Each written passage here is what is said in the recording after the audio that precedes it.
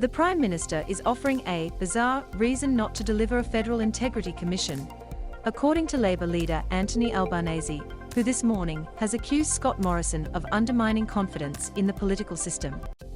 Speaking on radio station 4CA in the far north Queensland city of Cairns in the electorate of Leichhardt, Albanese said there was no reason to vote for Morrison if he could not even bring Integrity Commission legislation into the Parliament.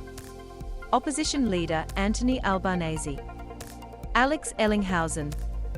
The Prime Minister this week refused to commit setting up an Integrity Commission, first promised in 2018, if he is re-elected at May 21st election.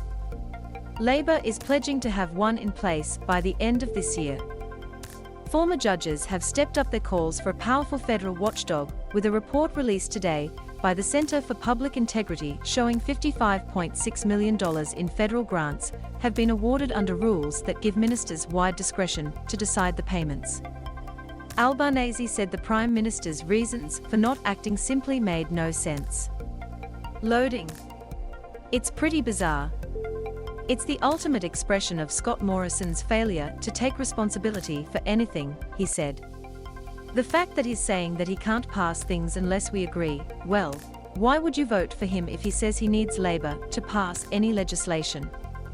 He hasn't even introduced the legislation to Parliament. And he promised it, not this term, he promised it last term in 2018. Albanese said Labor would have the legislation putting in place the Integrity Commission in place by year's end, saying it was urgent. He said Morrison's attacks on the NSW ICAC, as well as the government's own actions, had contributed to a fall in confidence held by many Australians in the political system. Loading. Australians look at a government that paid $30 million for a block of land that was worth $3 million. How that can possibly have occurred, he said.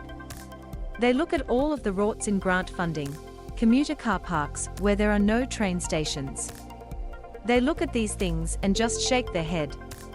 Out there in the public, we need to acknowledge that we need to restore faith in that system.